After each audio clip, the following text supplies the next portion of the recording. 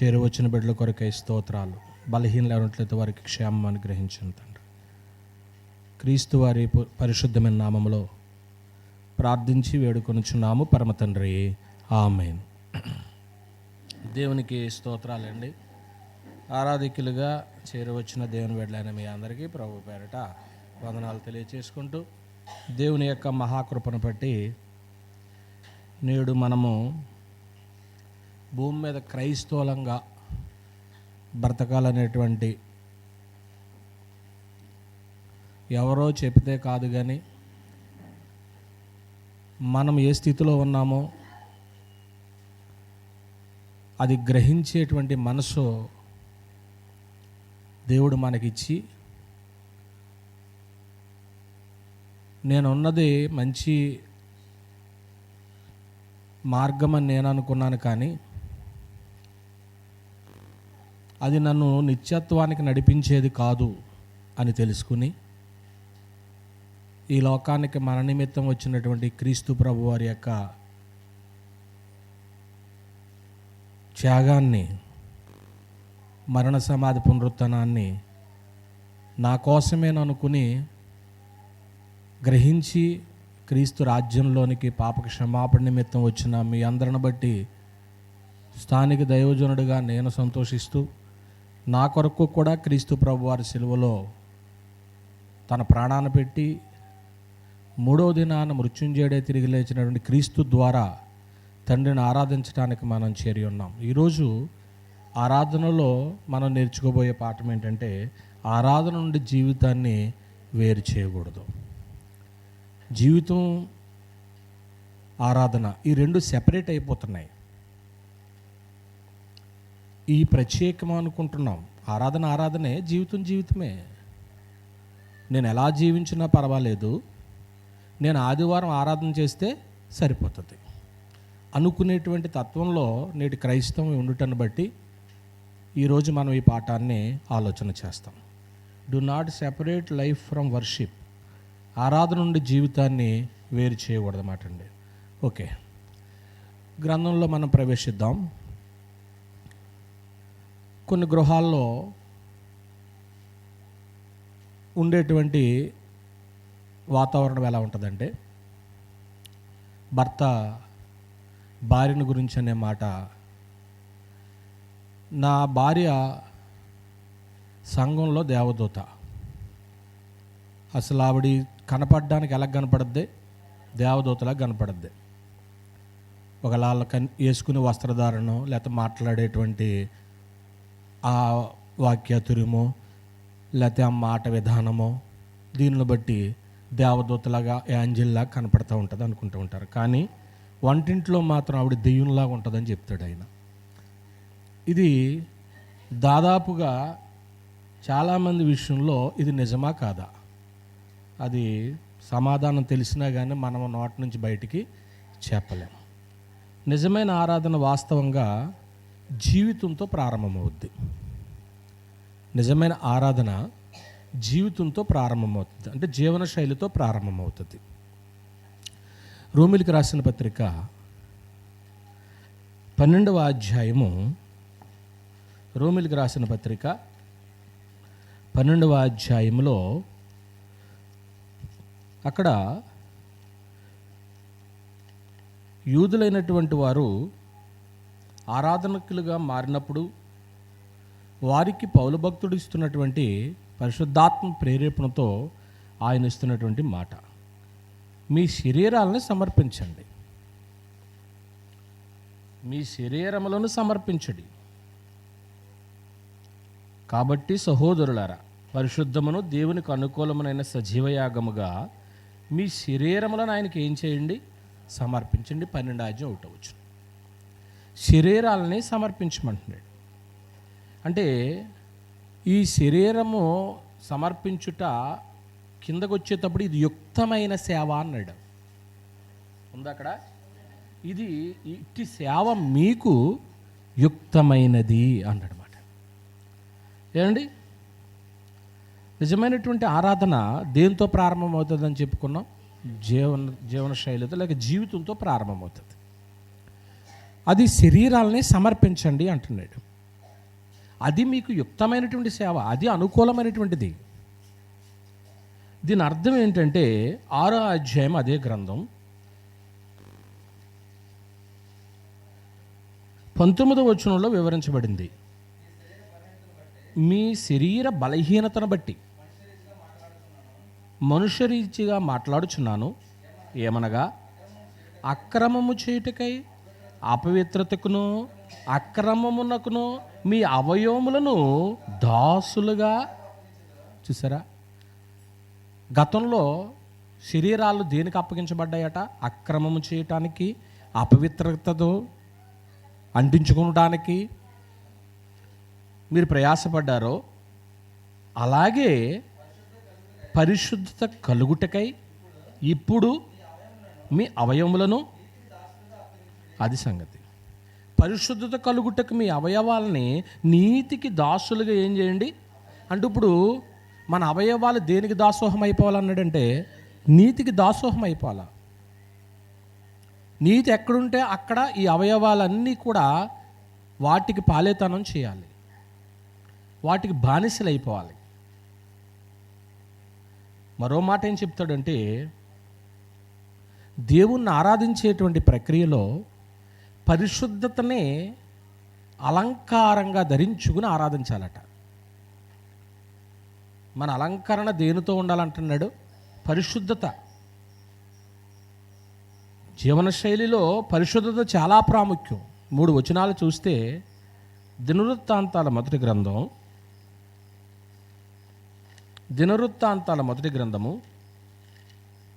16వ అధ్యాయము, దినవృత్తాంతాల మొదటి గ్రంథము 16వ అధ్యాయము 29వ వచనాన్ని మనం చూసినప్పుడు, యెహోవా నామమునకు తగిన మహిమను ఆయనకు చెల్లించుడి, నైవేద్యములు చేతపుచ్చుకుని ఆయన సన్నిధికి చేరుడి, పరిశుద్ధాలంకారములకు ఆభరణములను ధరించుకుని ఆయన ఎదుట ఆయన ఆరాధన చేయండి. పరిశుద్ధాలంకారాన్ని అంటున్నాడు. ఈ అలంకారము పరిశుద్ధతతో ఉండాలి. కీర్తన గ్రంథము 29వ అధ్యాయము, కీర్తన గ్రంథము 29వ అధ్యాయము 2వ వచనాన్ని మనం చూసినప్పుడు, యెహోవా నామమునకు చెందవలసిన ప్రభావమును ఆయనకు ఆరోపించుడి, ప్రతిష్ఠితములకు. చూసారా, దేవునికి ఏదైతే మనం ప్రతిష్ఠించుకున్నామో అవి ఆభరణాలుగా ధరించుకోమన్నాడు. ఆయన ఎదుట వర్షిప్ చేయండి, ఆయన ఆరాధన చేయండి. 96 కీర్తన గ్రంథము 96వ అధ్యాయము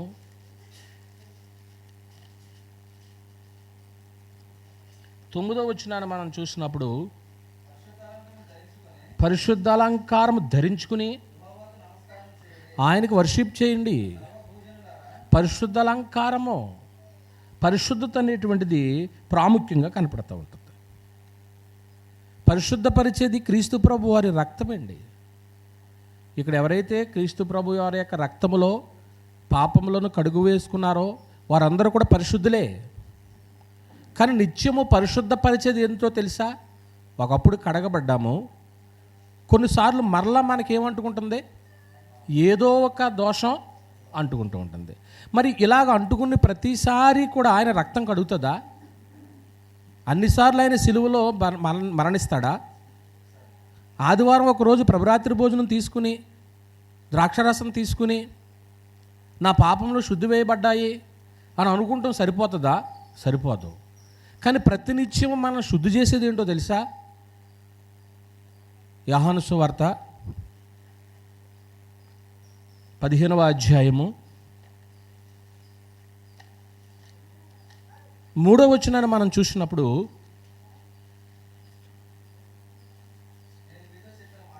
నేను మీతో చెప్పిన మాటను బట్టి, అంటే దేవుని వాక్యాన్ని బట్టి మనం ఏమవుతూ ఉంటాం? పవిత్రులు అవుతూ ఉంటాం.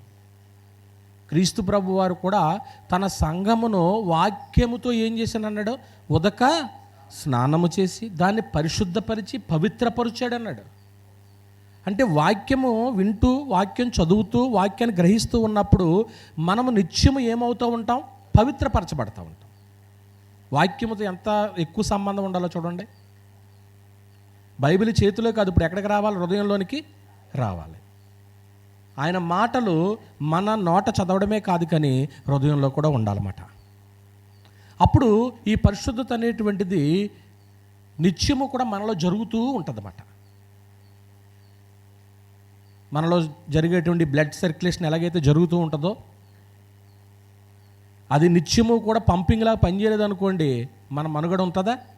అలాగే వాక్యం కూడా నిత్యము కూడా ఒక ఆదివారం వింటే మనకు సరిపోదన్నమాట. అందువల్ల ప్రియమైన దేవుని బిడ్డలారా, పరిశుద్ధత అనేటువంటి అలంకారంతో దేవుణ్ణి ఆరాధించాలి. నిజమైన ఆరాధన దేంతో ప్రారంభమవుతుందని చెప్పుకున్నాం? జీవితంతో ప్రారంభమవుతుంది. ఇప్పుడు జీవితం వేరు, ఆరాధన వేరు కాదు, వేరు చేయకూడదు. ఆరాధన జీవితాన్ని ఏం చేయకూడదు? వేరు చేయకూడదు. అంటే ఇప్పుడు గుళ్ళోకి రావడమే, ఆరాధన స్టార్ట్ అవ్వడమే, ప్రారంభ ప్రార్థనతో స్టార్ట్ అవ్వడమే దేంతో ప్రారంభం అవ్వాలా? జీవితంతో ప్రారంభం అవ్వాలి.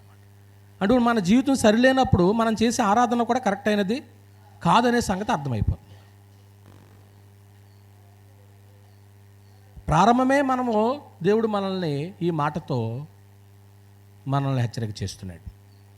మరో సంగతి, మనం ఇంకా ముందుకెళితే పరిశుద్ధతకి మరొక కోణం ఏంటంటే, పరిశుద్ధతను మెయిన్గా మనం మాట్లాడుతూ ఉన్నాం. వాక్యము ద్వారా మనం ఏం చేయబడతామని చెప్పుకున్నాము? పరిశుద్ధపరచబడుతుంటున్నాము. పరిశుద్ధతకు మరో కారణం ఏంటంటే అంతర్గత సంబంధాలకు చెందింది.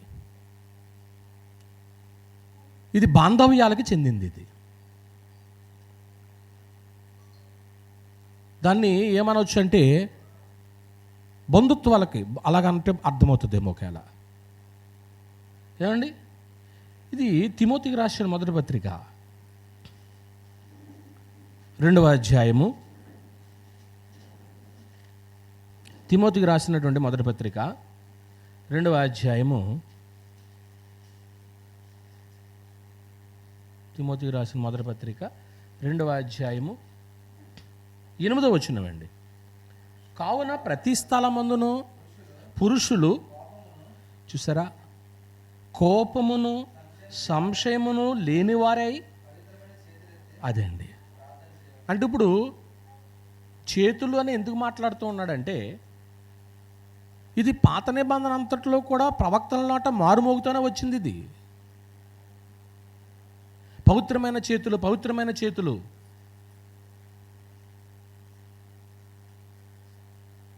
పవిత్రమైన చేతులని ఎందుకు మనం ఇక్కడ దీన్ని ప్రాముఖ్యంగా మాట్లాడుతున్నామంటే, పవిత్రత అనేటువంటిది, పరిశుద్ధత అనేటువంటిది అంతర్గత బాంధవ్యాలకు సంబంధించింది అనేటువంటి మాటను తీసుకున్నాం కనుక, గ్రంథాన్ని బట్టి పవిత్రమైన చేతులు లేకోకుండా దేవునికి చేతులు జోడించి ప్రార్థన చేస్తున్నాం అనుకోండి, ఇప్పుడు ఆరాధన వేరైపోతుంది, జీవితం వేరైపోతుంది. జీవితం ఎందుకు వేరైపోతుంది అని అంటున్నాడంటే, నీ చేతులు పవిత్రంగా లేవు. పవిత్రంగా లేవు అంటే అర్థం ఏంటంటే, వాక్యం చదివితే మనకు విషయం అర్థమవుద్దు అనుకుంటున్నాను. యెషయా గ్రంథము 1వ అధ్యాయము. యెషయా గ్రంథము 1వ అధ్యాయము 15వ వచనాన్ని మనం చూసినప్పుడు, మీరు మీ చేతులు చాపునప్పుడు మిమ్మల్ని చూడక నా కన్నులు కప్పుకుంటాను, మీరు బహుగా ప్రార్థన చేసినను వినను. అదిగోండి, చేతులు దేంతో నింపబడ్డాయి అన్నాడు? రక్తంతో నింపబడ్డాయట. చేతులు రక్తంతో నింపబడ్డాయి అన్నది ఆలోచన చేయండి. చేతులు ఎప్పుడు రక్తంతో నింపబడతాయి? హత్య చేసినప్పుడు. ఇప్పుడు దీన్ని బట్టి అంతర్గత బాంధవ్యాలకి ఆరాధనకు ముడిపడిందా లేదా? అంటే నువ్వు ఎవరో సహోదరునో నువ్వేం చేసావు? హత్య చేసావు. నీ చేతులు దేంతో నింపబడ్డాయి? రక్తంతో నింపబడ్డాయి. ఎక్కడ ముడిపెట్టాడో చూడండి. అంటే కేవలము మనం పాట పాడి వాక్యమిని ప్రభరాత్రి భోజనంలో పాలు పంపులు పొంది కానుకలు ఇచ్చి ఆరాధనతో సరిపెట్టుకోకుండా దేన్ని ముడిపెట్టాడు? ఇప్పుడు దీనికి ఆరాధనకే జీవితాన్ని ముడిపెట్టాడు అన్నమాట. జీవితాన్ని ముడిపెట్టాడు. ఒక్కొక్కసారి జీవితం లేకోకుండా ఒకవేళ మన జీవితాల్లో ఆరాధన చేసినటువంటి రోజులు ఉండొచ్చు. ఏదో ఆర్టిఫిషియల్గా నేను ఆరాధన చేయాలి కాబట్టి చేస్తున్నానని చేసేసి వెళ్ళిపోయినటువంటి రోజులు కూడా ఉండొచ్చు. కానీ మన చేతులు దేనితో నింపబడ్డాయి అంటున్నాడు? రక్తంతో నింపబడ్డాయి. ఇంకా కిందకి చదివితే 17వ వచనం కూడా చదివేశారా? అదే, కీడు చేయుట మానుడి, మేలు చేయ నేర్చుకొనుడి, న్యాయము జాగ్రత్తగా విచారించుడి, హింసించబడి వారిని విడిపిండి. ఇవన్నీ మనం ఆలోచన చేస్తే సంబంధ బాంధవ్యాలలో ద్వేషము అనేటువంటిది ఉండకూడదు. ద్వేషం అనేటువంటిది ఉంటే దాన్ని ఒకే ఒక మాటలో చెప్పుకోవాలంటే దేంతో చెప్పబడని తెలుసా? హత్య. ఇప్పుడు హత్య చేసిన తర్వాత మన చేతులు దేంతో నింపబడతాయండి? రక్తంతో నింపబడతాయండి. రక్తంతో నింపబడినటువంటి చేతులు పెట్టుకుని ఆదివారం వచ్చి అందరికి వందనాలు చెప్పాం, దేవుని దగ్గరికి వచ్చి సాగిలు పడి నమస్కరించాం. ఇప్పుడు ఇది ఆరాధన జీవితం రెండు కలిసిందా? వేరైపోయిందా? వేరైపోయింది. యోహాను రాసిన మొదటి పత్రిక 3వ అధ్యాయం. యోహాను రాసిన మొదటి పత్రిక 3వ అధ్యాయము 15వ వచనాన్ని మనం చూసినప్పుడు, తన సహోదరుని ద్వేషించువాడు నరహంతకుడు. ఏ నరహంతకుని యందును నిత్య జీవం ఉండదని. అంటే దీన్ని బట్టి మనకి ఏమర్థమవుతుంది? సహోదరుణ్ణి ఏం చేయకూడదు? ద్వేషించకూడదు. ఇప్పుడు ఇది మన జీవితంలో జరుగుతుందా జరగదా? జరిగినప్పుడు ఆరాధనకు ఏది వేరైపోయిందండి? జీవితం వేరైపోయిందండి. నీ సహోదరుడినే ఏదో విషయంలో ద్వేషించి ఉండొచ్చు. ద్వేషంతో మనం ఏదైనా ఒక్క మాట తోలనాడామంటే ఆ వ్యక్తిని ఏం చేసినాడు? హత్య చేసినాడు. కానీ ఆదివారం బలిపీఠం దగ్గరికి వచ్చావు, బలిపీఠం దగ్గరికి వచ్చేసి నిలబడి ప్రార్థన చేసేస్తున్నావు, రొట్టె కొరకు ప్రార్థన చేసావు, ద్రాక్షరసం కోసం ప్రార్థన చేసేసావు, పాట పాడేసావు, లేదా ప్రసంగం చేసేసావు, అన్నీ చేసేసావు. కానీ నీ సహోదరుడి విషయంలో నీకేముంది? సహోదరుడి విషయంలో ఏముంది? ద్వేషం ఉంది. అంటే ఆటోమేటిక్గా నువ్వు ఈ సాయంత్రమో నిన్నో ఏం చేసి వచ్చావు? గుళ్ళోకి హత్య చేసి వచ్చేసావు.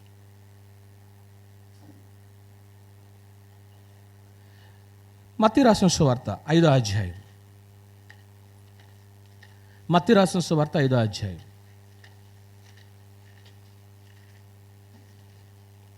21 నుంచి వద్దాము.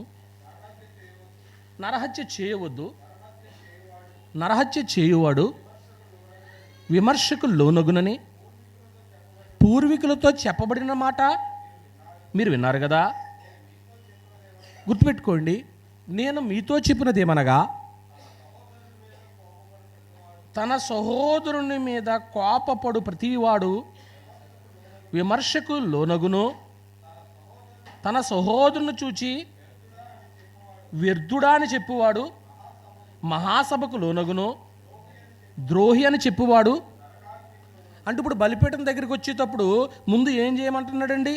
సహోదరుని దగ్గరికి సమాధాన పడి వచ్చి నువ్వేం చేయ? ఆరాధన చెయ్యి. ఎక్కడ ముడిపెట్టాడో చూసారా? కానీ మనం ఏం చేస్తామో తెలుసా? సహోదరునో ద్వేషించి అదే నోటుతో వచ్చి మళ్ళీ ఇక్కడ ఏం చేస్తామో? పాటలు పాడేస్తాం. అదే నోటుతో మళ్ళీ ఏం చేసేస్తామో? వాక్యం చదివేస్తాం. ఇది కరెక్ట్ అని అంటారా? ఇప్పుడు వాక్యాన్ని బట్టి యాకోబు పత్రిక 3వ అధ్యాయం, యాకోబు రాసిన పత్రిక 3వ అధ్యాయము 9 నుంచి వద్దాం.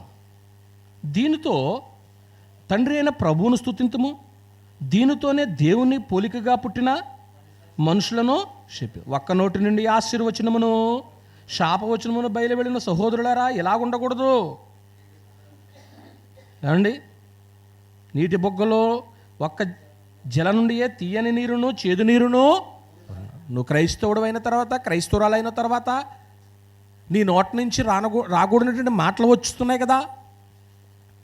అంటే ఇప్పుడు దేవుని స్తుతించేస్తున్నావా, అదే నోటితో మనుషులను కూడా ఏం చేసేస్తున్నావు? శపించేస్తున్నావు. ఇప్పుడు ఇది నిజమైన ఆరాధన అవుతుందా? కాదు ప్రియమైన దేవుని వాళ్ళారా. ఏమండి, ఒకరితో ఒకరు సమాధాన పడకోకుండా దేవుణ్ణి ఆరాధన చేస్తున్నాం అన్నట్లయితే అది పొరపాటు. ఇంకొక మాట ఇక్కడ ఏం జ్ఞాపకం చేయాలనుకుంటున్నానంటే, సహోదరులతో సమాధాన పడకోకుండా మనం ఉన్నప్పుడు మనలో పరిశుద్ధత లోపించినట్లు. ఏ లోపం వచ్చింది మనలో? నీరసంగా ఉందంటే లోపల ఏదో ఒక అనారోగ్యం ఉంది. ఏ విటమినో లోపం జరిగింది. మనకు అన్ని విటమిన్లు బాగున్నాయి అనుకోండి, మనిషి ఎలా ఉంటాడు? ఎవరో అన్నారు అన్ని విటమిన్ ఉన్నా కానీ ఆ విటమిన్ ఎమ్మ కూడా లేకపోతే అనారోగ్యం అంటున్నాడు. విటమిన్ ఎమ్మ కూడా ఉండాలంటే మనీ.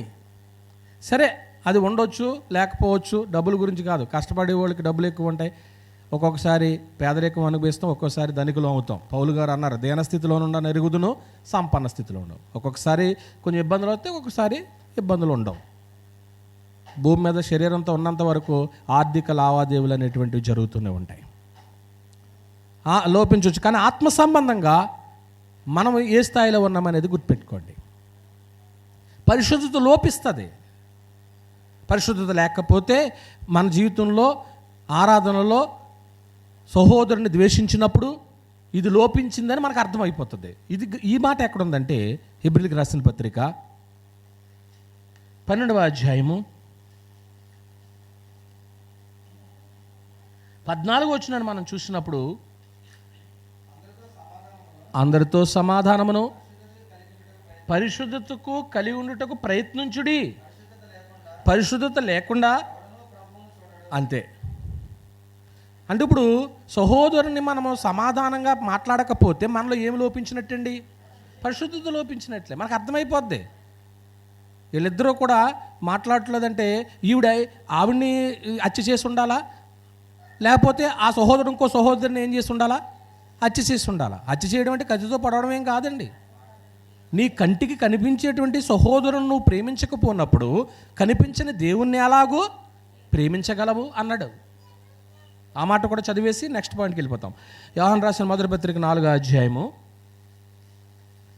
యోహాను రాసిన మొదటి పత్రిక 4వ అధ్యాయము 20వ వచనాన్ని మనం చూసినప్పుడు, ఎవడైనను నేను దేవుణ్ణి ప్రేమించుచున్నానని చెప్పి తన సహోదరుణ్ణి ద్వేషించిన ఎడల అతడు అబద్ధికుడవుతాడు. తాను చూచిన తన సహోదరుని ప్రేమింపని వాడు తాను చూడని దేవుణ్ణి, అంతే. అది అబద్ధమా నిజమా? సహోదరుణ్ణి ప్రేమించుకోకుండా దేవుని ప్రేమించడం అనేది అది అబద్ధం. ఇప్పుడు దీన్ని బట్టి ఆరాధన దేంతో ముడిపెట్టాడని అర్థమైంది మనకి? జీవితంతో ముడిపెట్టాడు అన్నమాట అండి. ఇక రెండో సంగతి ఏంటంటే, ఈ ఆరాధన జీవితం వేరు చేయకూడదనేటువంటి ఈ పాఠంలో ఆదివారపు క్రైస్తవులు వర్సెస్ సోమవారం క్రైస్తవులు. రెండో పాయింట్, ఆదివారం క్రైస్తవులు వర్సెస్ సోమవారం క్రైస్తవులు. ఓకే, ఆదివారం క్రైస్తవులతో చర్చ్ బిల్డింగ్ సంఘం ఏం చేయబడుతుంది? ఆదివారం నిండిపోతుంది, ఆదివారం నింపబడుతుంది. ఎందుకంటే ఖచ్చితంగా ఆదివారం ఏం చేసుకోవాలనుకుంటారు క్రైస్తవులు? చర్చికి వెళ్ళాలి, ఆరాధన చేసుకోవాలనుకుంటారు. మంచి ఆలోచన అండి. ఆరాధన మానుకోకుండా, నేను ఎప్పుడు చెప్పేది అది మీకు అదే. ఆరాధన చేసుకోండి, కొంచెం అడ్జస్ట్మెంట్ చేసుకోండి. అందరికీ పనులు ఉంటాయి, బిజీలు ఉంటాయి. అయితే ఆరాధన మటుకు మానుకుంటాను ప్రయత్నం చేయకండి. ఇంకా తప్పదనుకోండి, ఇంకా కాంట్ బట్ పొజిషన్లో అప్పుడైతే ఇంకా ఆరాధనకి వెళ్ళలేని పరిస్థితుల్లో ఉన్నప్పుడు ఒకవేళ దేవుణ్ణి అడగండి, ఆయన ఒకవేళ ఎక్స్క్యూజ్ చేస్తాడు. నాకు తెలియదు, అది నాకు తెలియదు అని అంటున్నాను నేను. ఏమండి, క్రొత్త నిబంధన ప్రారంభమైన తర్వాత ఆరాధనకు ఇంటింటా కూడుకున్నారు. సమాజ మందిరం లేనప్పుడు ఇంటింటా ఏం చేశారు?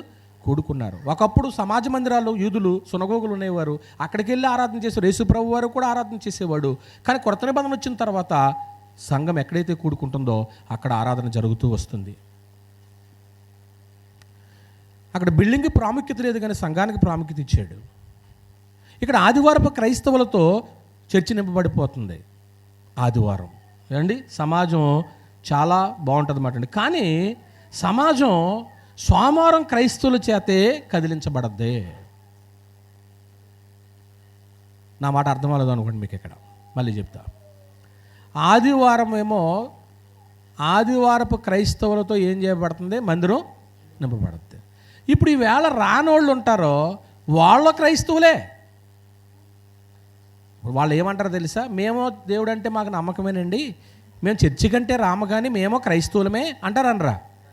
ఇటువంటి సమాజం ఎక్కువ ఉన్నారా తక్కువ ఉన్నారా? ఎక్కువ ఉన్నారు. వాళ్ళు చెప్పిన మాట సమాజం వింటుందా? ఈరోజు ఆదివారపు క్రైస్తవులు చెప్పిన మాట సమాజం వింటుందా? సోమవారం క్రైస్తవులు చెప్పిన మాటే దాంతోనే లోకం ఏం చేయబడద్దే? కదిలించబడద్దే.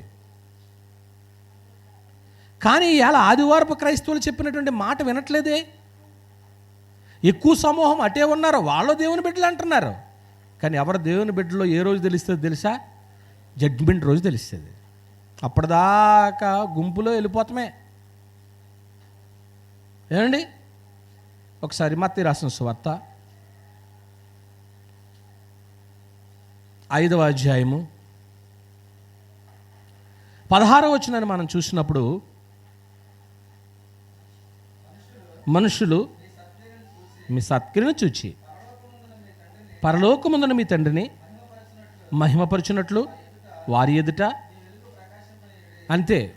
అసలు సత్యం ఏంటో, సత్య సంబంధం ఎలా ఉంటాడో ఆదివారపు క్రైస్తవుల చేత సమాజం కదిలించబడాలి కానీ సోమవారం క్రైస్తవుల చేత సమాజం ఏం చేయబడకూడదో? కదిలించబడకూడదు. వాళ్ళు చెప్పిన మాట నువ్వు వింటమేంటి? నువ్వు చెప్పిన మాట సమాజం వినాలి. నువ్వు సత్య సంబంధం కాబట్టి వాక్యం ఏం చెప్తుందో అది నీకు తెలుసు కాబట్టి నీ ద్వారా కదిలించబడాలి.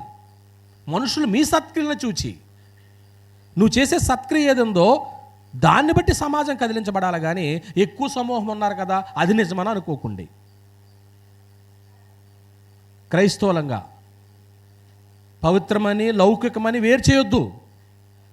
ఇక్కడ ఒక పాయింట్ తిరిగి మనకే గుచ్చుకుంటాం చూడండి, ఎలాగో చెప్తాను. పవిత్రతని లోకమని మనం వేరు చేయకూడదు. ఇక్కడ కొందరు ఏం చేస్తూ ఉంటున్నారంటే మన నోటుతోనే కొందరిని ఏం చేసుకుంటున్నాం? దూరం చేసుకుంటున్నాం. కొరింథీయులకు రాసినటువంటి మొదటి పత్రిక 10వ అధ్యాయం, కొరింథీయులకు రాసిన మొదటి పత్రిక 10వ అధ్యాయము 31వ వచనాన్ని మనం లేదా 30 నుంచి చూద్దాము. నేను కృతజ్ఞతతో పుచ్చుకుని ఎడలా నేను దేని నిమిత్తము కృతజ్ఞతాస్తులు చెల్లించుచున్నానో దాని నిమిత్తము నేను దూషింపబడనేలా. కాబట్టి మీరు భోజనము చేసినను పానము చేసినను మీరేమి చేసినను సమస్తమును దేవుని మహిమ కొరకు చేయుడి. యూదులకైనను గ్రీసు దేశస్థులకైనను దేవుని సంఘమునకైనను ఏం కలుగు చేయొద్దు. నువ్వు లోకమని, నువ్వు పవిత్రమని లోకములో నీ నోట ఒక మాట వస్తుంటుంటే కొందరు నీకు దూరం అయిపోతున్నారు. దీన్ని బాగా వాక్యం తెలిసినటువంటి వ్యక్తులు చెప్పవలసినటువంటి పాయింట్ ఇది. అంటే సమాజం ఇది నెగిటివ్లో ఎక్కువ వెళ్ళిపోయింది. కొన్ని పదార్థాలు ఉంటాయి, ఇప్పుడు ఆ పదార్థాలు తినకూడదని అనుకున్నావు. తినకూడదు అని నువ్వు ఎప్పుడైతే అనేసావో, అబ్బో వీళ్ళు ఏది పెట్టినా తినరో, వాళ్ళ ఏది పెట్టినా మనం ఏం చేయాలంట? తినాలి. ఇలా ఎంతమందికి దూరం చేసాం మనం చెప్పండి? చేసామా? ఇది పెద్ద సమస్య కాదా?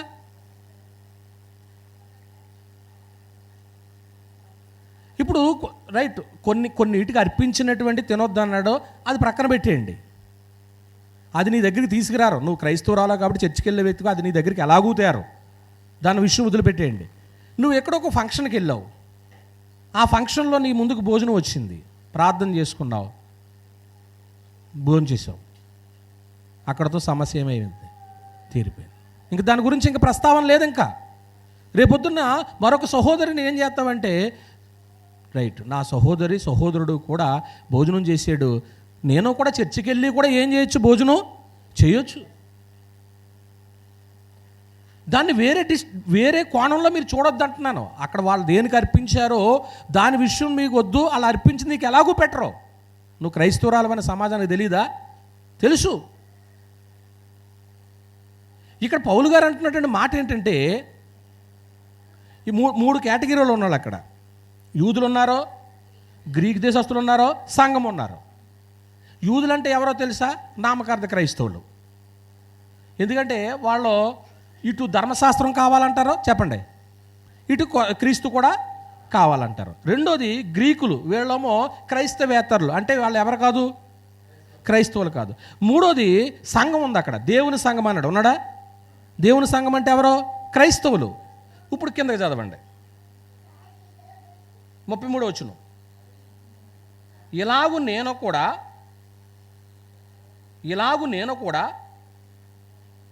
కొరింథీయులకు రాసిన మొదటి పత్రిక 10:33.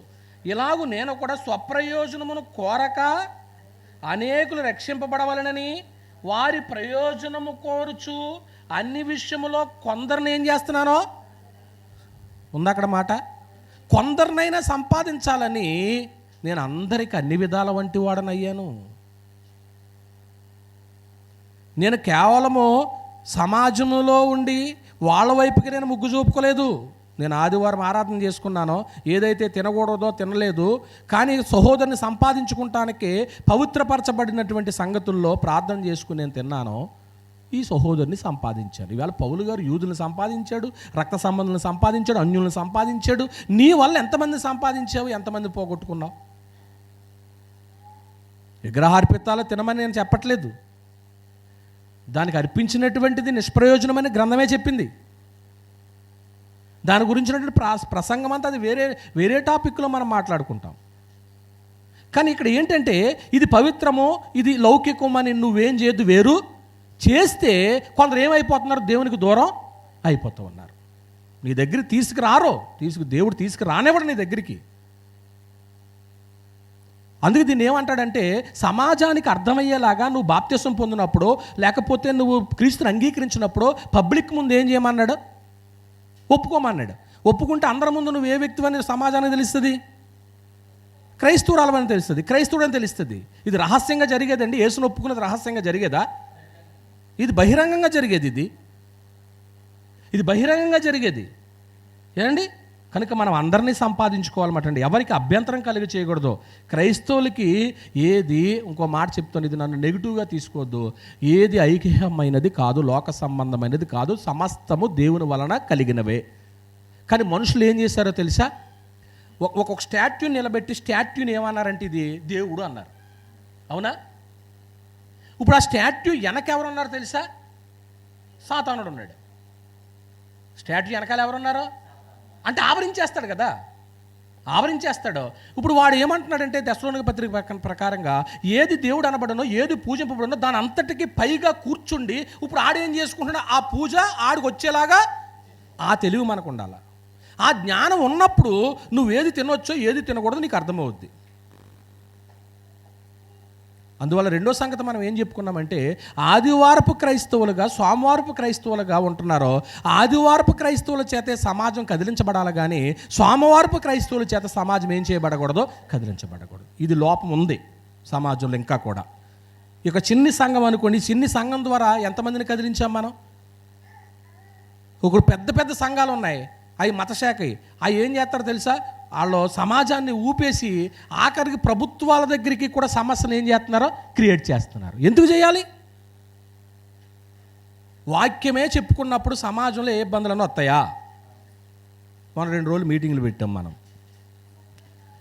నిజంగా అసలు ఎలా ప్రారంభించారు, ఎలా జరిగినాయి, అసలు ప్రారంభించినట్టు తెలియదు, అయిపోయినట్టే తెలియదు.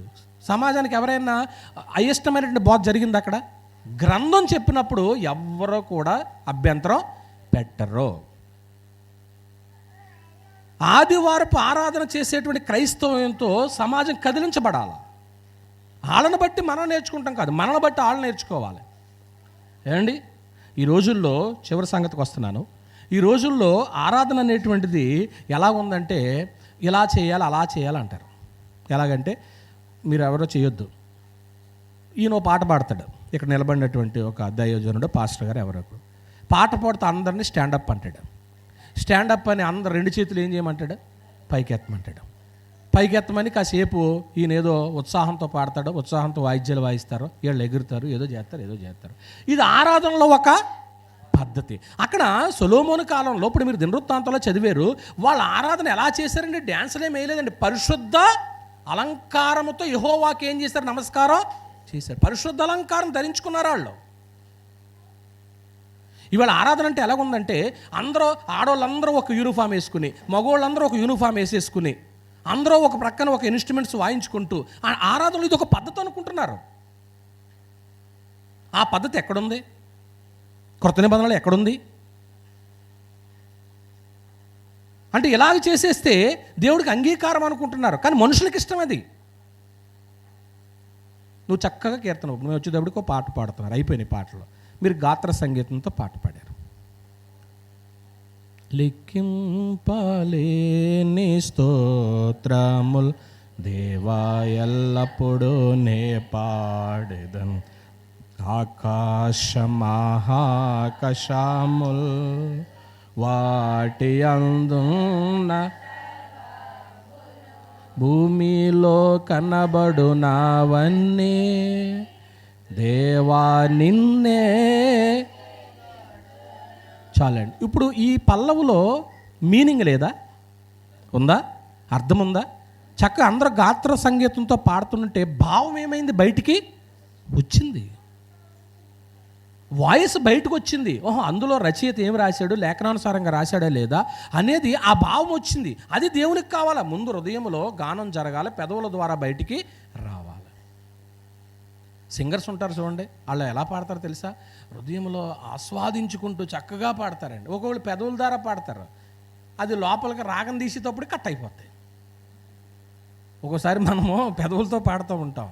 పాట పాడేవాళ్ళు కూడా వాళ్ళు చూడండి, ఈ ఆహార విషయంలో ఎలా ఉంటారో, చాలా ఏం తీసుకోకూడదో వాటిని తీసుకోరు సింగర్స్. ఎందుకంటే వాళ్ళకి డబ్బులు తెచ్చేది ఆ గాత్రం. అవునా? ఇప్పుడు మనందరం సింగర్స్మే. ఎవరికే? దేవునికి అండి. కొత్త నిబంధనలో క్రైస్తవులందరూ ఎవరో సింగర్సే. అలా మీరు అందరూ పాట పాడితే ఎంత గుమ్ముగా ఉంటుందో తెలుసా? ఒకసారి మీరు అందరూ పాడితే రికార్డింగ్ చేయాలని ఉంది, ప్రాక్టీస్ చేయాలి. ముందు రికార్డింగ్ చేసేటప్పుడు ఏం చేయాలా? ప్రాక్టీస్ చేయాలా. అందుకే సహజంగా ఏం జరుగుతుందంటే, మనం కూడా చెయ్యాలి. నెక్స్ట్ సండే ఏం పాటలు పాడతారో, నెక్స్ట్ సండే ఏ రీడింగ్ చేస్తారో అవన్నీ రేపు ఆదివారము ఆరాధనకే ముందుగానే ఏం చేస్తారంటే ముగింపు ప్రార్థనలు అనౌన్స్మెంట్ చేసేస్తారు. ముగింపు ప్రార్థనలు అనౌన్స్మెంట్ చేసేసి ఆరాధన ప్రారంభ ప్రార్థన కీర్తనలో ఇవి జరుగుతాయని ముందుగా తెలిస్తే రీడింగ్ చేసేవాళ్ళు, పాటలు పాడేవాళ్ళు వాళ్ళు ఏం చేయాలి? ప్రార్థనాపూర్వకంగా సిద్ధపడి రావాలన్నమాట. అవన్నీ జరుగుతాయి. కనుక ప్రియమైన దేవుని బిడ్డలారా, మనం ఏం ఆలోచన చేస్తున్నామంటే, ఆరాధన అనేటువంటిది దాని మీద విస్తారమైనటువంటి బోధలు జరిగిపోతున్నాయి, కానీ జీవితం మీద బోధలు తక్కువైపోయినాయి. ఈ పాయింట్ చెప్పి నేను ముగిస్తాను. ఆరాధన అనేటువంటిది మనకిష్టమైనట్టు కాదు. ఎవరిష్టమైనట్టు జరగాల? దేవునికి ఇష్టం. దేంతో మొదలైంది ఆరాధన? దేంతో ప్రారంభం అవ్వాలా? జీవితంతో ప్రారంభం అవ్వాలా. జీవితంతో ప్రారంభమైనప్పుడు అందులో ప్రాముఖ్యంగా ఏది హైలైట్ చేశాడు? పరిశుద్ధత. పరిశుద్ధత అనేటువంటి దాంతో దేంతో ముడిపెట్టాడు? ఇందాక అన్నారు కదా మీరు, సహోదరుడితో సంబంధ బాంధవ్యంతో ఏం చేశాడు? ముడిపెట్టాడు. ఇప్పుడు ఈ సంబంధం కానీ సహోదరుని ద్వేషించామనుకోండి, ఆరాధన దేవునికి ఇష్టమైనట్టు చేసినట్లా? అప్పుడు మన చేతులు దేంతో నింపబడి? రక్తంతో నింపబడ్డాయి. రక్తంతో నింపబడినటువంటి చేతులతో కనీసము చేతులెత్తి ఏం చేయకూడదు? ప్రార్థన చేయకూడదు. అందుకంటాడేమో, మనుషుల చేతులతో ఆయన సేవింపబడువాడు కాడు. నీ చేతులు ఆయనకెందుకు? నీ దండం ఆయనకెందుకు? నువ్వేమో హత్య చేసి వచ్చావు, ఇక్కడ దండం పెడుతున్నావు ఎవరికో. ఎందుకు ఆ దండం? ఎందుకు నమస్కారం అన్నాడు ఆయన. కనుక జీవితంతో ముడిపెట్టాడు. మూడోది ఏం చూసుకున్నాము అంటే, రెండోది అనుకుంటా, క్రైస్తవులు వెర్సెస్ ఆదివారపు క్రైస్తవులు వెర్సెస్ స్వామి. ఏ క్రైస్తవంతో సమాజం కదిలింపబడాలి? ఆదివారం నిజ ఆరాధికులతో కదా. మీ సత్క్రియలను చూచి పవిత్రమో లోకమని రెండు వేరు చేయొద్దు. దేవుని దగ్గర నువ్వు ఒక సహోదరుని సంపాదించుకోవటానికి సాయశక్తుల ప్రయత్నం చేయి, అపవాదికి అవకాశం ఇవ్వకో. మూడోది మనం ఏం చెప్పుకుంటున్నామంటే ఈవేళ ఆరాధన అనేటువంటిది వినూత్నమైనటువంటి కార్యంలో జరుగుతుంది. నేను చూసిన కొన్ని ఎలా ఉంటాయంటే, ఓ సంవత్సరం ఒక ప్యాటర్న్ వాడతాడు పాస్టర్. అంటే అతను ఎవరో ఒక బోధకుడు వచ్చి ఏం చేస్తాడు, ఆ మోడల్ని ఇక్కడ వీళ్ళ దగ్గర నేర్పి వెళ్తాడు. ఇప్పుడు ఈ సంవత్సరం అంతా వాళ్ళు ఏం చేస్తారు, ఆ మోడల్ చేస్తారు. నెక్స్ట్ ఇయర్ ఇంకొకటి ఏమన్నా పిలుతాడు, అతను ఒక మోడల్ చెప్పి వెళ్తాడు. అంటే ఇటు పూర్తిగా ఏం తెలియదు, ఇక్కడ ఉన్న వ్యక్తికి వాక్యం తెలీదు. మరి నిన్న మా అయ్యగారు ఎలా చేశాడు, ఈ సంవత్సరం ఎలా చేస్తున్నాడు నాకు కూర్చున్న వాళ్ళని అడుగుతారా? అడగరు. ఏమండి, ఇప్పుడు ఆరాధన క్రమం ఉంది. 14 ఏళ్ల క్రితం ఏ ఆరాధన క్రమం ఉంది, ఈవేళ అదే ఉంది. నేను 30 ఏళ్ల క్రితం జాజులగుంటలో ఏ క్రమం ప్రారంభించానో అదే క్రమం ఇవాళ ఉంది. ఎవరైనా కొత్త బోధకుడు వచ్చి క్రమం ఏదైనా మార్చాడు పోనీ అక్కడైనా ఎక్కడైనా? బోధలో వినూత్నమైనటువంటి రకరకాల డిఫరెంట్ కార్యక్రమాలు జరిగిస్తుంటే అబ్బో ఇదేదో కొత్తదే చాలా బాగుంది అనుకుంటున్నారు. అది కరెక్ట్ కాదు. ముగింపులో మీకు ఏం చెప్పాలనుకుంటున్నానంటే, ఆరాధన అనేటువంటిది దేంతో ముడిపెట్టాడు, జీవితంతో ముడిపెట్టాడు. ఇది ఎలా ఉంటుందంటే, యేసుక్రీస్తు ప్రభు వారు మొట్టమొదట ఆయన జీవన శైలిల గురించి, తర్వాత ఆరాధన గురించే మాట్లాడాడు. ముందు జీవితము, ఆరాధన. ముగింపుకు వస్తున్నాను. ఇప్పుడు ఎలా ఉంటుందో జీవితం చెప్తాను. ఆయన యాకోబు బావి దగ్గర కూర్చున్నాడు. యాకోబు బావి మిట్ట మధ్యాహ్నం వేళ యాకోబు బావి దగ్గర కూర్చున్నాడు. సుకార్ అనేటువంటి ఊరికి వెళ్ళే టైంలో మధ్యాహ్నం యాకోబు బావి దగ్గర కూర్చున్నాడు. కూర్చున్నప్పుడు ఆ అమ్మాయి వచ్చింది. ఎవరో సమరయ స్త్రీ వచ్చింది. సమరయ స్త్రీ వచ్చినప్పుడు వాళ్ళిద్దరి మధ్య డిస్కషన్ జరుగుతుంది. చాలా మ్యాటర్ జరిగింది. జరుగుతున్నప్పుడు ఆరాధన గురించినటువంటి ప్రస్తావన ముందెత్తాడా, జీవితమును గురించిన ప్రస్తావన ముందెత్తాడా? గుర్తుపెట్టుకోండి. ముందు నీ జీవితం, ముందు నాకు అది కావాలా, ముందు నీ క్యారెక్టర్ ఏంటో నాకు కావాలి. నాకు తెలుసు, కానీ నువ్వేం చెప్తావు విందాం. యేసుకు తెలియదండి మన జీవితం గురించి. కలిగి ఉన్నది ఏది ఆయన లేకుండా. నీ ఇంట్లో డబ్బులు లేవని దేవుడికి తెలుసమ్మా. నీ పంట పండట్లేదని దేవుడికి తెలుసు. నీ పాడి బాగోలేదని దేవుడికి తెలుసు. నువ్వు ఉద్యోగం కొరకు ఎదుగుతున్నావని దేవునికి తెలుసు. నీ పిల్లల జ్ఞానం కోసం ఎదుగుతున్నావని తెలుసు. నీ ఇంట్లో ఉన్న పరిస్థితుల కొరకు ఎదురు చూస్తున్నావని దేవునికి తెలుసు. ఆయనకి దగ్గరవు. కలిగి ఉన్నది ఏది ఆయన లేకుండా కలగలేదు. నువ్వు వెళ్ళి పేతురు సముద్రంలో గేళం వెయ్యి, అక్కడ చేప పడుతుంది. చేప నోటిలో ఏముంటుంది, షెకెల్ ఉందని ఎవరికి తెలుసండి? చేప నోటిలో నాణ్యం ఉందని తెలిసిన యేసుకు నీ ఇంట్లో ఉన్న లోటు తెలీదా? నా ఇంట్లో ఉన్న లోటు తెలీదా? పూర్తిగా ఆయనకి మనం సరెండర్ అవ్వలేకపోతున్నాం. నిన్న శుక్రవారం అదే చెప్పాను నేను. అక్కడ మౌనమే సువర్ణం. ఏమండి ప్రియమైన దేవుని పిల్లలారా, యోహాను సువార్త 4వ అధ్యాయంలో జీవితం ముందా ఆరాధన ముందో చూసుకుని ప్రార్థన చేసుకుందాం. 4వ అధ్యాయము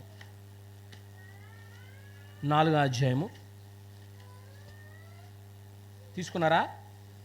ఓకే. 16వ వచనాన్ని మనం చూస్తాము. యేసు పర్సనల్. ఇది నువ్వు నన్ను ఏదో అడుగుతున్నావు, ఇవ్వడానికి నేను సిద్ధంగానే ఉన్నా. ముందు నీ జీవితం కావాలి నాకు. నువ్వు వెళ్ళి నీ పెనిమిటిని పిలుచుకొని ఎక్కడికి రమ్మని ఆమెతో చెప్పాను. ఆ స్త్రీ, నాకు పెనిమిటి లేడనగా యేసు ఆమెతో, సరియే ఉండిరి, ఇప్పుడు ఉన్నవాడు నీ పెనిమిటి కాడు. వాస్తవం ఉన్న సంగతిని ఏం చేసేసింది, ఖచ్చితంగా చెప్పేసింది. ఒక్కొక్కరు దైవజనురాలాగా దైవజనుడి దగ్గర వాస్తవం చెప్తారు. మీరు నిజం చెప్తేనే మాకు తెలుస్తుంది కదా, అప్పుడు మేము ఏం చేయగలం, ప్రార్థన చేయగలం. ఒక్కొక్కరు మాకు చెప్పరు. చెప్పిన తర్వాత ఏదన్నా జరిగిందనుకోండి, ఇప్పుడు అమ్మగారండి అయ్యగారండి మాకు ఎలాగో జరిగిందని అంటారు. అప్పుడు మీరు ఏం చెయ్యం ఏమండి? ఆ రోజు ఆయన ఎవరో యెషయా వచ్చి ఆ బబులో నుంచి వాళ్ళు వచ్చారు నీ ఇంటికి, ఏం చూపించామని అడిగాడే లేదా? మా అత్త నా ఆయుధశాల, నా ఇంట్లో ఏముంది అన్నీ చూపించాను. చూపించావా? నెక్స్ట్ ఇయర్ అన్నీ ఏమవుతాయి, వెళ్ళిపోతాయని చెప్పాడు. ముందు ప్రవక్తగా చెప్పు. చాలామంది ప్రవక్తగా ఏం చేయరు, చెప్పరు. మీ సువార్తికుడికి చెప్పవు నువ్వు. ఏమండి? నీ ఆర్థిక పరిస్థితి కానీ, నీ ఆత్మీయ పరిస్థితి కానీ, అమ్మగారండి మాకు ఎలా ఉంది, మీ సువార్థికురాలతో చెప్పుకో, లేకపోతే మీ సువార్థికుడు మా కొరకు ఇది ప్రార్థన చేయండి. తప్పకుండా మీ కొరకే, మేము ఉన్నదే మీ కొరకు, మాకు వేరే పనిలో ఉండవమ్మా. అయ్యా మేము సేవకులు, సంపూర్ణ సేవకులు. ప్రార్థన ఉందంటే వెళ్తా, ఎవరైనా వాక్యం చెప్పమంటే వెళ్తా, బిజీగానే తిరుగుతూ ఉంటాం. ఏమండి, ఇద్దరున్నా వెళ్తాం, ఒకరున్నా. యేసుప్రభు గెరాసేనుల దేశం ఎంతమంది కోసం వెళ్ళాడు? ఒక్కరి కోసం, ఒక్కరి కొరకు వెళ్ళాడు. ఆ వ్యక్తిని బాగు చేశాడు. ఇప్పుడు కూడా ఈ అమ్మాయి కోసం వచ్చాడు, అక్కడ కూర్చున్నాడు. ఎవరి కోసం? అక్కడ కూర్చున్నాడు. అమ్మాయి నువ్వు వెళ్ళి మీ ఆయన గారిని తీసుకురామన్నాడు. అదేంటండి బాబు, మా ఆయన గారు లేరండి. లేదు, నువ్వు చెప్పిన మాట కరెక్ట్గా, నీకు 5 పెనిమిట్లు ఉన్నారు, మార్చావు మరి అంటే, అప్పుడు నిజం చెప్పేసింది, సత్యమే చెప్పావు. ఇప్పుడు వాస్తవం చెప్తున్నా, నేనే నీ జీవితం కరెక్ట్ చేసేసాను కదా, నువ్వు కానీ నా ముందు బయలు చేసేసావు. చదువుతారా? ఎన్నో వచనము? 21. అమ్మా, ఒక కాలం వచ్చింది, ఆ కాలం ముందు ఈ పర్వతం మీదనైనను యెరూషలేమునైనను. ఇప్పుడు దేనికి ఇప్పుడు కనెక్షన్ కలుపుతున్నాడు? ముందు దేన్ని ప్రస్తావించాడు? నీ జీవితం సరే అయితే రేపొద్దున ఆత్మతో సత్యముతో నన్ను తండ్రిని ఏం చేస్తావు? నువ్వు ఆరాధన చేస్తావు. ప్రియమైన దేవుని బిడ్డలారా, మనం ఎలా ఉన్నామనేటువంటిది ఒక్కసారి స్వపరీక్ష చేసుకోండి. ఈరోజు మన పాఠం ఏంటంటే, ఆరాధన నుండి జీవితాన్ని ఏం చేయకూడదు? వేరు చేయకూడదు. కొన్నిసార్లు ఈ మాట చెప్పేసి ప్రార్థన చేయడానికి ప్రయత్నం చేస్తున్నాను. మనం కొన్నిసార్లు మనం ఏంటో మనం తెలుసుకోకపోవడమే పొరపాటండి. మన గురించి ఏమనుకుంటామంటే, నేను పర్లేదు సుప్రీం, నేను పర్లేదు ఆనెస్ట్, నేను పర్లేదు సెయింట్ అని అనుకుంటున్నావు. కానీ నీవంటే ఏంటో నేనంటే ఏంటో తెలిస్తే మన మీద మనకేం పుడుతుందో తెలుసా? అసహ్యం పుడుతుంది. పూర్తిగా అసలు కూర్చుని ఒక్కసారి స్టడీ చేసుకుని నువ్వంటే ఏంటో నేనంటే ఏంటో, ఏమండి, అసహ్యం కలుగుతుందండి. అది నేను అనలేదండి. యోబు గ్రంథం 42వ అధ్యాయం 42వ అధ్యాయం 42వ అధ్యాయము 5వ వచనాన్ని చూడండి ఒకసారి. వినికిడి చేత నిన్ను గూర్చిన వార్త నేను వింటిని, అయితే ఇప్పుడు ఒకప్పుడు విన్నానంతే, ఇప్పుడు కన్నులారా నేను చూచుచున్నాను. కావున నా మీద నాకేం పుట్టింది ఇప్పుడు? అది అందుకే నేను అనుకుంటా, ఆ భక్తుడు ఆ పాట రాసి ఉంటాడు, అపరాధిని యేసయ్య. నేను అపరాధిని, అసలు నా జీవితము పనికిరానిది, అందరూ అసహించుకునేది. ఇప్పుడు నా మీద నాకు అసహ్యం కలుగుతుంది అంటున్నాడు. ఏమండి, నిజంగా ఒకప్పుడు మన జీవితం స్వపరీక్ష చేసుకోండి. కూర్చుని ఆలోచిస్తే గతంలో ఏమేం పాపాలు చేసామో ఇవన్నీ ఒక్కసారి తెర ముందు కనపడతా ఉంటే మన మీద మనకి ఏం పడుద్ది? అసహ్యం పడుతుంది. ఈవేళ వాక్యం చేత పరిశుద్ధుడు అయ్యావు కాదని నేను అనట్లేదు, కానీ అసలు నువ్వంటే ఏంటో తెలిస్తే అప్పుడు నువ్వు నీ జీవితము ఆరాధనకి సరిపోతుందో లేదో ఒక్కసారి అర్థమవుద్ది. పేతురు గారు ధనవంతుడా, యేసుప్రభు ధనవంతుడా? భూలోకంలో పేతురు గారికి సొంత దోణులు ఉన్నాయి కదా, సొంత దోణులు ఉన్నాయి, సొంత వలలు ఉన్నాయి.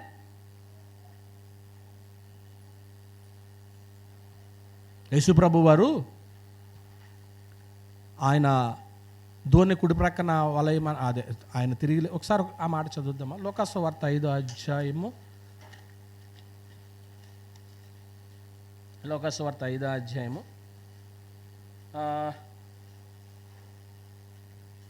5వ వచనం. సీమోను ఏలినవాడ, రాత్రి అంతయు మేము 4 నుంచి చదవండి. ఆయన బోధించుటకు చాలించిన తర్వాత నువ్వు దోణులు లోతుకు నడిపించి చేపల పట్టుటకు మీ వలలు వేయడని సీమోనుతో చెప్పగా, సీమోను ఏలినవాడ, రాత్రి అంతయు మేము ప్రయాసపడితే కానీ మాకేమీ దొరకలేదు, అయినను నీ మాట చొప్పున వలలు వేత్తుమని. చూసారా, యేసుప్రభు సెలవు లేకుండా ఎన్ని చేపలు పడదామని వెళ్ళినా కానీ ఏమవుదా నీకు? మాసలమణి గారు రాసిన పాట ఏంటది? రాత్రంతయు శ్రమ పడినా రాలేదు ప్రభు జయము, రహదారులు వెదకినను, రాదాయను ప్రతిఫలము. రక్షించుని సిలువా రమణీయలోతులలో, రతనాలను వెదకుటలో, రాజిల్లో నా పడవ. రాత్రంతా ప్రయాసపడ్డారు కానీ ఒక్క పిత్తపరికి కూడా ఇంకెందుకు? దేవుని సెలవు లేకుండా ఒక శాప వస్తుందా? మీలో చాలామందికి ఆ విశ్వాసం ఉంది, నాకు తెలుసు. దేవుడు సెలవిస్తేనే కానీ నాకు ఏ దీవెన రాదు. నీకు దీవెన రావాలంటే ఇప్పుడు చివరి పాయింట్ చెప్తాను, మీకు అర్థమవుతుంది. ఇప్పుడు పేతురు గారు సీనియర్ దేంట్లో?